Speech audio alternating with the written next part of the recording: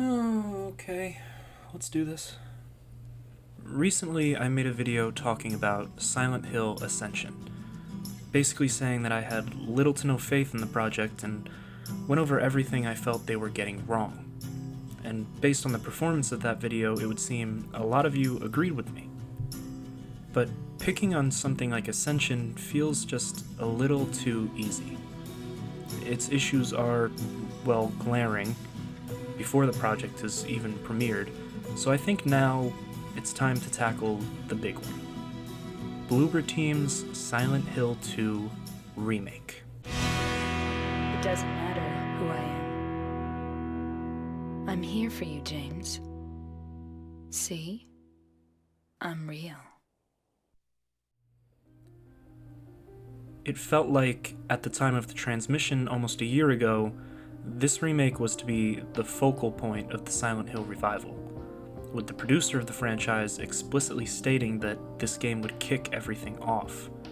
I won't really touch on the fact that there's been radio silence since then, but rather, we're gonna ask a big question. Can Bloober Team do this? Let's begin by taking a look at the big bad themselves, shall we? Bloober. Founded in 2008 in Poland, the studio quietly put out games in the early 2010s, and then very quickly rose to prominence in 2016 with the release of Layers of Fear. Ironically, a game that rode the coattails of PT during the surge of first-person horror walking sims. And the game released to generally positive reviews. Actually, Bloober Team can sort of be summed up as a tale of two halves. The first half was promising. Layers of Fear was a decent to good release, while 2017's Observer was just a genuinely good game. With these releases, Bloober generated quite a bit of goodwill from a large portion of the public, as well as many media outlets, even receiving an award in digital culture in Poland. Layers of Fear 2 was released, and it was a decent outing again, nothing extremely groundbreaking, but a game that once more received good reviews. Moving on, the second half was not so good. Blair Witch was boring, while The Medium was just a disaster on all fronts. And I'll say something nice, the split-screen dual-world thing was a genuinely cool idea. But that's the end of nice things. The game did not run well, thanks in large part to the aforementioned dual world, while the story overall was not only problematic, but also just not that great. It's well documented just how poor an outing The Medium was, so Half 2 wraps up with a remake of Layers of Fear in Unreal Engine 5, which I'm gonna be honest, I don't think anyone really paid attention to, and I'm honestly not sure how it turned out. So, entering now the third trimester of major Bloober Team releases, the general consensus is, 1, that they did a bad job regarding the topic of mental illness in The Medium, and 2, they just can't really write an interesting story. So it's here, hopefully while I still have your attention, that I'm going to tell you a secret. I am optimistic for Bloober Team's Silent Hill 2 remake. Now. Before people get their pitchforks out, I will say that while I am optimistic, that does not mean that I am totally confident. Do I think that Bloober Team can do this based on their most recent releases? I'm not so sure. Do I think that Bloober has the ability to do this and do it well? Yes, I do. And I'll explain why.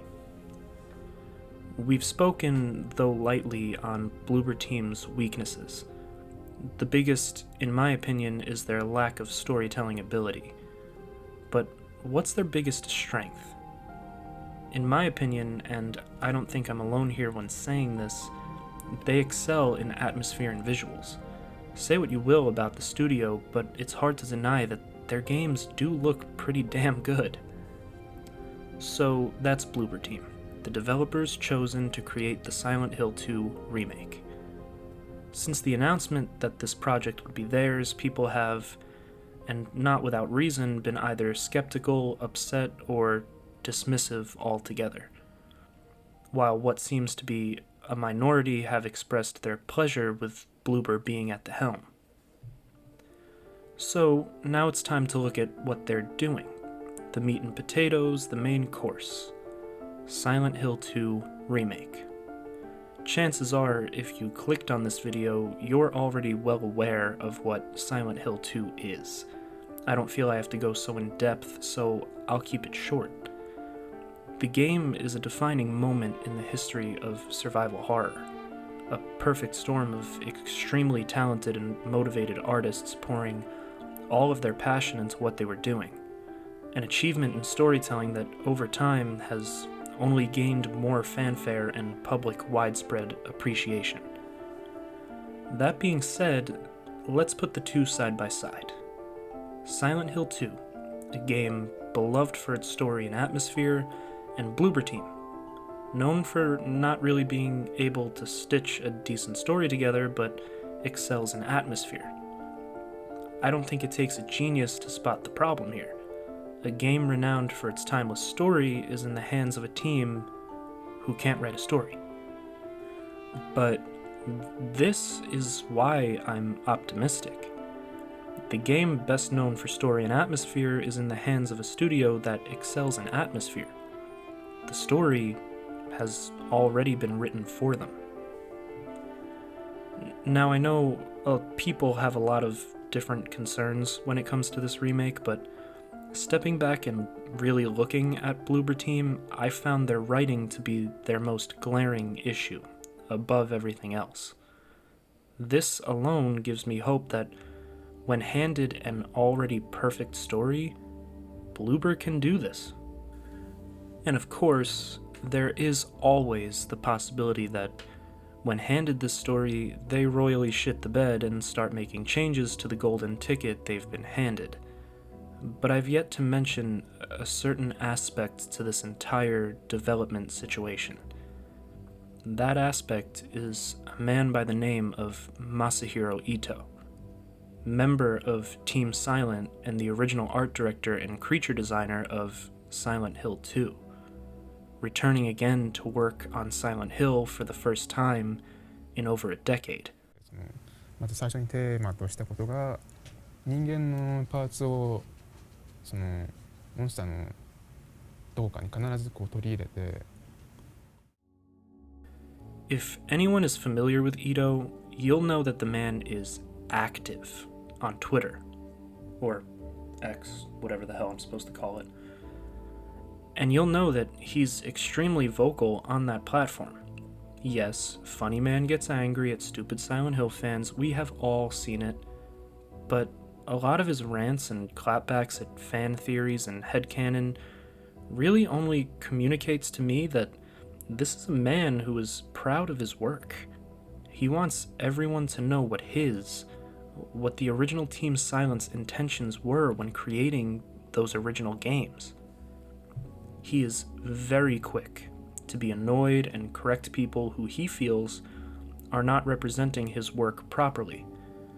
In all honesty, from everything this man posts, I can only deduce that he's a perfectionist, accepting nothing less than Team Silent's vision of Silent Hill. To have someone like this, someone who was there, involved in the day-to-day creative process behind the original Silent Hill 2, involved in a remake being handled by a third studio, is, I think, a very undervalued part of this entire project. Tell me truthfully, a man who can't even handle fans creating headcanon regarding his work is going to let that work be mangled in a remake that he's directly involved in? I can't really say that I see something like that happening. And last, but certainly not least, we have to take external factors into account here as well. Though we'll never be 100% sure of it, it's not a stretch to assume that Bloober Team is aware of backlash and criticisms they've received following their last few releases. After what was a promising start to their foray into the psychological horror genre, being viewed as a developer with a lot of potential, even being awarded for contributions in digital culture, public opinion of Bloober Team is not high. At all. And amidst this, to tackle an IP with as much history and cultural significance as Silent Hill, it's a daunting task, certainly not for the faint of heart. They must be aware of the situation they're currently in, that mishandling a project of this magnitude would likely be a death sentence there's no coming back from. And then there's Konami. What to say about Konami? I don't trust them, and neither should you. That's about all I can say regarding them and their past decisions and actions. That being said, there has been some fresh blood brought into the big offices as of recently. If you check their profile of directors on their own website, you'll see that many of the people listed have worked for the company for years, but have only recently been placed into higher positions. Most, in fact, as recently as 2020. Silent Hill itself has its own dedicated producer now in Motoi Okamoto, who actually was with Nintendo in the 2000s and had a hand in some pretty prominent games, like Luigi's Mansion, Pikmin, Zelda Wind Waker, New Super Mario. He's actually a really good get for Konami and someone with a long and pretty impressive resume. That alone instills at least some confidence for the Silent Hill revival. Still don't trust you though, Konami. So, to wrap everything up and bring all this back into focus, we'll again ask the question. Can Bloober Team do this? Yes, I think they have all the tools necessary to make a good remake of Silent Hill 2.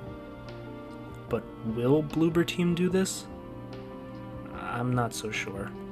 I guess we'll just have to wait for something more than a 2-minute trailer released a year ago. But that's it. As always, let me know your thoughts in the comments. I really enjoyed reading all the input on the last Silent Hill video, discussing the revival of the series and how we think it'll turn out. You guys had some real interesting things to say, and I'd love to read more, so please do comment. And please subscribe. It would really help out the channel and allow me to keep making videos, having fun, and talking to you, but yeah, that's all. Love you. Bye now.